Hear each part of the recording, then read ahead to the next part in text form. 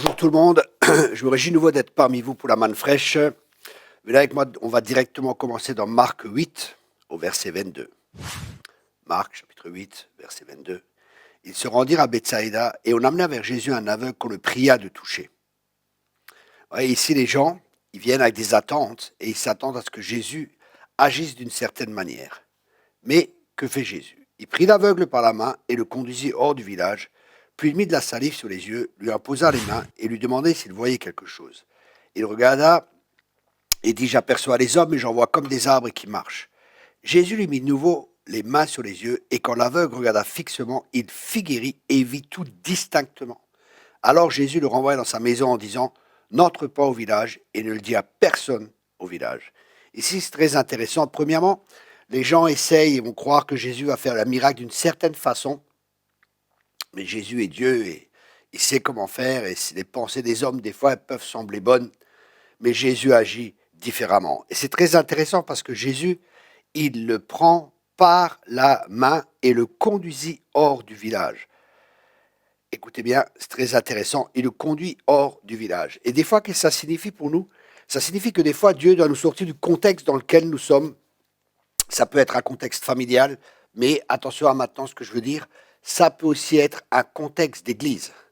J'ai vu, ça fait plus de 20 ans que je tourne en France, et je vois, il y a des bonnes églises, il y a des églises qui sont moins bonnes, il y a des églises qui sont catastrophiques, où c'est pratiquement sectaire. Et le problème, c'est que les gens, parce qu'ils sont dans ce contexte, ils ne se rendent même pas compte qu'il y a plus. J'entends des fois, je suis dans la meilleure église, je suis dans la meilleure église, et ça c'est déjà de l'orgueil, c'est de l'orgueil spirituel, ça rend aveugle, et si vous croyez que vous êtes dans la meilleure église, vous n'allez pas chercher ailleurs, vous allez vous contenter de ce que vous avez à cet endroit. Et des fois, Jésus doit nous prendre par la main et nous sortir même de ce contexte, comme pour moi, j'ai dû sortir de certaines églises où j'étais quand j'étais chrétien, quand j'étais jeune chrétien. J'ai même eu une délivrance d'un esprit religieux. C'était tellement religieux, mais je voyais que cela et je ne connaissais rien d'autre. Donc pour moi, tout était bon, tout était normal. Et Jésus a dû me prendre par la main. Et après, j'ai commencé à voir un peu plus clairement. Mais, deuxième imposition des mains, et là, l'aveugle regarda fixement et il figurait et il vit tout distinctement. Et à force, on voit ici que c'est un processus, ça ne se fait pas en une fois, hein. Quand on sort d'un contexte religieux, des fois il faut encore aller plus loin et encore plus loin, et alors on commence à voir en partie, et le danger c'est de croire qu'on sait alors que nous sommes tous en chemin. Pour moi, comme pour vous, nous sommes tous en chemin. Dieu a beaucoup plus pour nous. Il veut qu'on voit beaucoup plus. Il veut qu'on apprenne à le connaître de plus en plus. Et comme dit, on peut être dans un contexte qui est tellement religieux, on ne se rend même pas compte. C'était mon cas pour moi, ça m'est arrivé 2 fois. Je ne voyais pas, je n'avais pas la maturité spirituelle pour voir clairement. Je n'avais pas la maturité spirituelle pour entendre clairement et pour comprendre. Parce que j'étais dans un contexte qui m'influençait. Et Jésus a dû me prendre par la main, me sortir de là, et c'était une étape. Je suis allé dans une autre église qui était un peu plus ouverte au don de l'esprit, au ministère féminin et ainsi de suite. Et puis après, waouh, c'est comme si des écailles tombaient de mes yeux et je commençais à voir. Et souvent, c'est ainsi que Dieu agit. Il agit par processus, c'est un processus de croissance par lequel Dieu nous conduit. Laissez-vous conduire, mais des fois on peut être lié parce qu'on a des amitiés dans cette église, on peut être lié parce qu'on a, comme dit, des amitiés, il y a peut-être la famille même qui est là, mais là, il faut vraiment ne pas lâcher la main de Jésus et lui permettre de nous conduire hors de ce contexte pour que nous puissions voir clairement. Et ça, c'est un processus. Après, on arrive quelque part où c'est mieux et on se dit, ah, ici, c'est quand même mieux, il y a plus de liberté. L'esprit peut agir plus librement. Il y a, par exemple, le ministère de la femme, je ne savais pas, c'était mon cas, hein. On enseignait que la femme ne peut pas prêcher. Moi, je croyais que c'était juste parce que c'était appuyé par des versets. Mais en fin de compte, c'était faux. Jésus m'a pris par la main, il m'a conduit, il m'a parlé, j'ai commencé à voir plus clairement.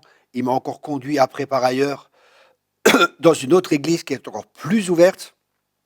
Et là, j'ai même eu une délivrance, hein, d'un esprit religieux, je me rappelle, je riais, je sentais des esprits qui me quittaient.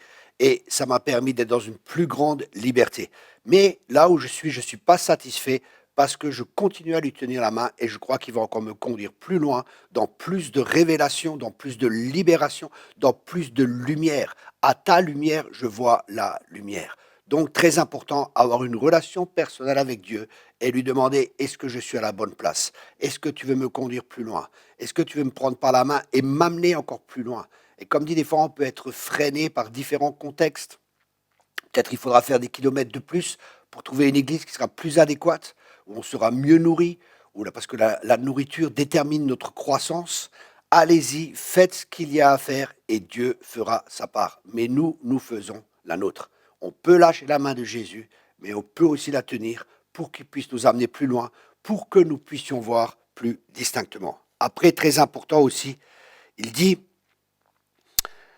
il fut guéri et vit tout distinctement. Alors Jésus le renvoie dans sa maison en disant, n'entre pas au village et ne le dit à personne au village.